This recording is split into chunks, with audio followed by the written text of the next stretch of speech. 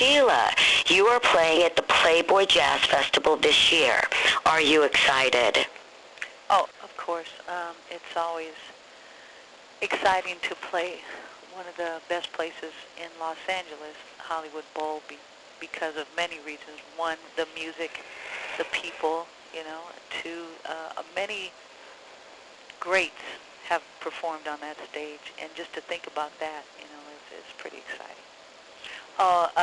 One of the times I performed there once or twice, I know I played with my family, and that was pretty awesome.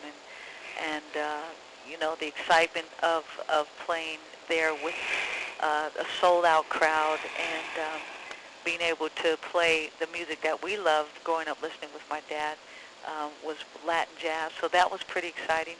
And also to have, even though we're playing Latin jazz music, we got people up and they all started dancing. I mean, the whole place was rocking. It was like a sea of people just having a great time. And then when you see right there in the front, when you have Hugh Hefner there standing up dancing to your music, you're like, okay, this is pretty awesome. You played there alone as well as with your family, haven't you? No, I think this is the first time I'm going to play with my own band. Oh. I think this is the very first time, yeah.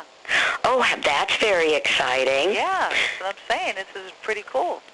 Oh, good. Well, so yes, and you've mentioned you're part of the very talented Escovedo family, of whom many play percussion instruments. Is playing a percussion instrument in your blood, do you think? Absolutely. Growing up listening to my dad, play, rehearse with his band in the house and practice to records every single day, I pretty much picked it up. I think we all have, the whole family, and there were jam sessions on the weekends and then the rehearsals during the week with the band. So I think I didn't have a choice. Even though it wasn't my passion to be a musician at some point up until I was 15, but, to be around that all the time, it was something that was the norm for me. So I think that if he was, a carpenter, I might have picked that up, but he just so happened to be a great percussion player. Well, you mentioned when you were 15, you decided to play music. Yeah, I was. Before then, I was running track, and I was actually training to be in the Olympics. That's what I want to do. I'm a sports fanatic. I'm an athlete. I love sports, and so that's what I wanted to do. That was my dream, and I happened to play one show with my dad.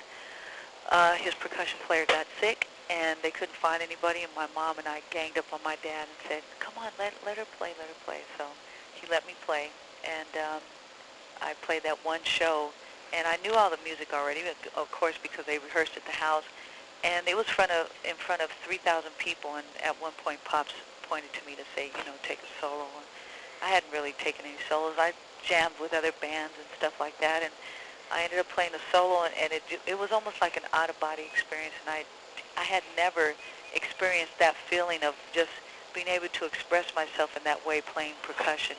And, once I opened my eyes and realized what had happened, the only thing that I could remember was I didn't remember what I played, but the response from the audience was overwhelming. I got a standing ovation, and I just, from my head to my toes, literally, it was overwhelming. I had chills. I had an excitement in my soul that I had never had before. So at the end of that concert, then Pops came to me and he said, I had no idea that you knew.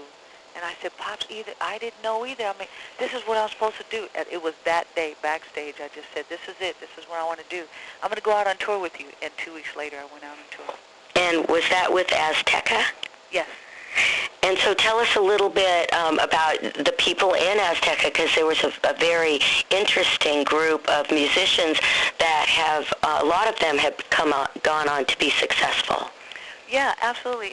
It was, Azteka started with my dad and my Uncle Coke, but they had a group of, it was like 15 people, and there were even some members, ex-members at that time from Santana. It was Neil Sean. They had Paul Jackson. Paul Jackson Jr., yeah, or Paul Jackson, yeah. Paul Jackson. Yeah. And Lenny White. Lenny White on drums, and I mean, they had great players. Don Grusom was on piano, which is one of the most amazing composers here in Los Angeles that does television and film, and you know, it was an incredible band. So to grow up around those guys and women, I mean, it was pretty amazing. Well, and then in your mid-20s, you went on to play with George Duke and Marvin Gaye and Lionel Richie and Herbie Hancock. Can you share us a little bit about what you learned from these accomplished musicians? Well, definitely playing with those musicians. I mean, you're talking about the cream of the crop there, and to be able to play with George and Billy Cobham. Billy Cobham actually produced the first record I've ever been on as a solo artist, and he produced a record on my dad and I, one solo too, and then Happy Together. And to be around Billy Cobham and learn the things that he would do every single day to practice, which I never did, and to keep up his craft and what he had done. And he was also not just a drummer, but a composer. And then to be around George Duke, same thing, you know, just playing all the time in these different time signatures that, you know, until you counted it, did you know where the one was? And, you know, I just wasn't used to that. So I learned a lot at an early age to be able to play with these artists. Herbie Hancock is just an amazing piano player, and the way that he expresses himself on piano, where he lays his time, and I say having a conversation where he's conversing musically is just incredible, where he lays to say something, you know. A lot of great moments and a lot of great music early on. So definitely it was a great experience. And you were also associated with Prince. Can you tell us about that? What do you want to know? How is it to be in his band? What was he like working with? Oh, playing with Prince was a lot of fun. We met in 1978. I met him when he was doing his first record. So he would come over to my house and jam, and we had a setup in my room, and we had a piano and bass and some drums, percussion, whatever. So he would come in and you know, just come and hang out with us and with the family, and he'd come and sit in with the family band. So you know, we've been playing together for a very long time, and we kind of know each other, what we like and dislike, but not a lot of dislikes, a lot of great music playing with each other. It's just been amazing, being able to express yourself musically in the different types of songs and music that he creates. It's incredible what he does. And you also enjoy acting. I act crazy every single day, but actually, I haven't done much acting at all. I mean, I've done one or two things, but it's something that I do want to dive into. I'm interested in doing that as another thing on my bucket list this year, so I hope to do something soon.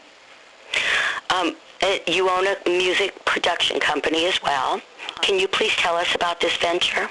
Right now I have a new record company called Stiletto Flats, Inc., and we put out our first CD, which is by the E family, called Now and Forever. And so the family has put out this CD, and it's been a great experience thus far. It's a fairly new company, and I also have other artists that I would like to sign, so I've been listening to different artists and seeking talent. And it's been great because there's so much talent out there, and I would love to get the opportunity to work with some of these new artists, or even some artists that have been doing it for a while but just haven't been discovered yet. So it's been a great experience thus far. And you've also designed a set of percussion instruments for kids. Please share about this. The percussion instruments that I have for kids is under the umbrella of Toka Percussion. Toka Command is a part of Fender now. They're in Connecticut, and they've been very instrumental in helping do this brand. I mean, it was something that they wanted to help me with, and knowing that growing up playing percussion, we didn't want to make it a toy as much as we wanted to make it a well-produced percussion instrument for kids, that it was a real instrument, you know, that they could play. And it's been a great experience so far, because we've been able to reach many kids, and they've had the instrument, and the smallest thing that we have are bongos, and you know, your child at 3 years old could play these bongos, and they're real bongos. So it's pretty cool what Toka Command has done to help me do that. Yeah. Do you have any kids yourself? No, I don't. I have a lot of grandchildren, a lot of cousins, nieces, and nephews, and I have a foundation, Elevate Hope, which I'm sure you were going to ask me about. But yeah, Elevate Hope to me, those are my kids right now, and these are the kids that I help. My manager and I, Lynn Mabry, we have had Elevate Hope for about 14, 15 years now, and this foundation is to help kids in foster care. So we raise money using the instruments, raising money to bring more instruments, schooling, ideas, and allowing them creatively to express themselves and using that as therapy, the arts as therapy to help them to be able to communicate. And it's been so far pretty amazing with all the things that we've been able to do, and there's much more to do. And you can go on elevatehope.org to see what we're doing. We always need financial help to help these kids. So go on to elevatehope.org, and we hope that you join this team of trying to help these kids in foster care. Wonderful. Well, the Playboy Jazz Festival will be on Father's Day weekend. Will you be bringing your family? Not sure how many of them will come. Whether I invite them or not, they show up regardless. So I'm sure some of them will come. And, I might have to bring Pops on stage. So that's got to be a must. Oh, that would be wonderful. Yeah. We would all